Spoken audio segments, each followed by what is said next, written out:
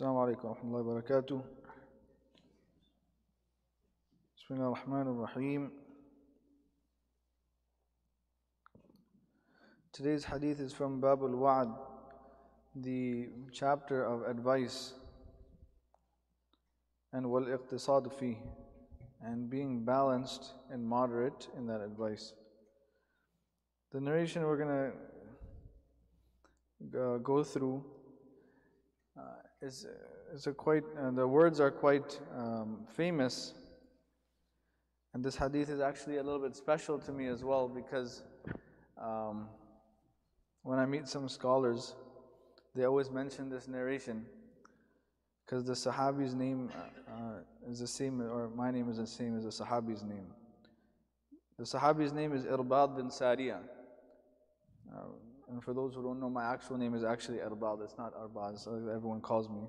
But that's the Desi way of saying it. The actual name is Irbad. So the Sahabi's name is Irbad bin Sari radiallahu an. And he says, and this is the famous line, it says, وَعَدَنَا رَسُولُ اللَّهِ صَلَى اللَّهُ عَلَيْهِ وَسَلَّمْ مَوْعِظَةً بَلِيغَةً وَجِلَتْ مِنْهَا الْقُلُوبُ وَذَرَفَتْ مِنْهَا الْعُيُونُ. He says that the Prophet sallallahu alaihi wasallam, he gave such a extensive advice or sermon, such that wajilat minha al-qulub, that the hearts, they were softened, they were shaken up, wa dharafat minha al-uyun, and the eyes, they were filled with tears. So the Sahaba, they said, Ya Rasulullah, ka'annaha maw'idatu muwaddi'in, that it is as if this advice is of a person who is, bidding farewell. That this person is about to leave. So it seems like you're about to, this is there's something behind this. So فَأَوْصِنَا, they didn't want to end it over there. They didn't want to just be motivated. Many times we hear the Jummah lecture and whatnot, and we hear other talks, and we hear this, and we get motivated. But then there's no action. So the Sahaba said, we're feeling it right now. We're in the zone. Give us some advice. What can you tell us? And subhanAllah, the Prophet ﷺ's mu'jiza, or his specialty, was he was jawami al-kalim. So there's such less words, but so much meaning behind it. And we're just going to go over the face value over here. There's no time to do justice to this narration. But just looking at the face value is enough for us as well, as a reminder. So they said, Oh Sina, this is a perfect opportunity. Please tell us something. So the Prophet ﷺ said, Usikum bittaqwallah. Number one, right away off the bat, the fear of Allah subhanahu wa ta'ala, the having that God consciousness, always being aware and alert of Allah subhanahu wa ta'ala. Number one, was-sam'i wa ta'a, listening and having obedience, right? For not only Allah and Rasul, as we spoke about before, but anyone who has authority, anyone who is an amir or has a responsibility over you. وَإِن تَأَمَّرَ عَلَيْكُمْ عَبْدٌ حَبْشِي, that even if it was a slave, an Abyssinian slave, still, sam'u wa ta'a, in all situations. This is very important, especially in these days, because everyone has an opinion, and everyone has, has their ego, everyone has, their own way of doing things. We have to learn how to follow, we have to learn how to, work together. Right? Someone was giving a lecture about this some years back, and he had a good point. He's like, everyone wants to be a leader, no one wants to be a follower. And we see this all around us. This is not to take shots at anyone or anything, but we see it many times in masajid, and this is very common, where one masjid or one organization, it doesn't have to be masjid, any organization, whether it's Islamic related or not, but one organization is working, or one business is happening, and what happens? All of a sudden they split and they make two. And then those two split and they make four. And it just keeps on going like that. No one can work together. Right? But khair, this is sam'a wa ta'a. And then he says, وَإِنَّهُ مَن يَعِشْ مِنْكُمْ, that whoever is to live after me, فَسَيَرَى اِخْتِلَافًا كَثِيرًا. Again, we are living in the time. This is the Prophet ﷺ, he forecasted this. He saw this, and he's telling us, he warned us that you will see a lot of ikhtilaf. You will see a lot of, difference of opinion. You will see a lot of, contradiction and all of that. You'll see a lot of different different groups and sects and jama'at and everything. You'll see it. فَعَلَيْكُمْ بِسُنَّتِي وَسُنَّةِ الْخُلَفَاءِ الرَّاشِدِينَ الْمَهْدِيِّينَ. This is the key, right? Hold steadfast to my sunnah, to my way, وَسُنَّةِ الْخُلَفَاءِ الرَّاشِدِينَ الْمَهْدِيِّينَ, and to the way of the rightly guided khulafa, the four, Abu Bakr, Umar, Uthman, and Ali radiallahu anhuma, right? عَدُّوا عَلَيْهَا بِالنَّوَاجِذ. And this is a saying in Arabic that is used, like use your nawajiz are the molars, the teeth. Use those teeth, those are the powerful teeth. Use those and hold on to it, grasp onto it. Right? This is a saying in Arabic. He already said it at the beginning, فَعَلَيْكُمْ, that means to hold on, but he's emphasizing over here. Right? So this is a very important point over here.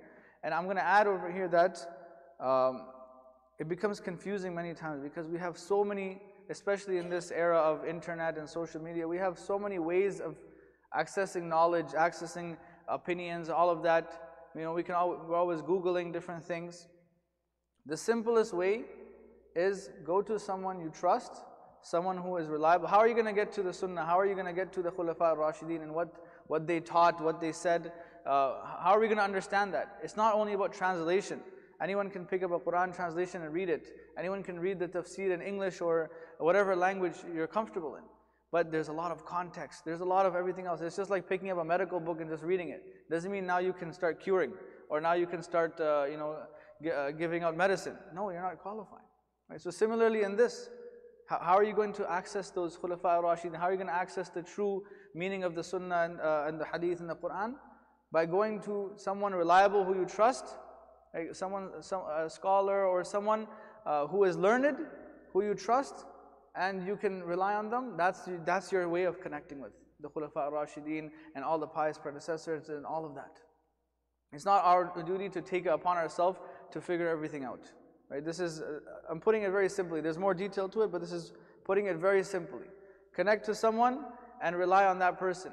And that is the easiest way. Because, and I'm saying this because I know many people, they'll send me like Instagram videos or Facebook videos or other different,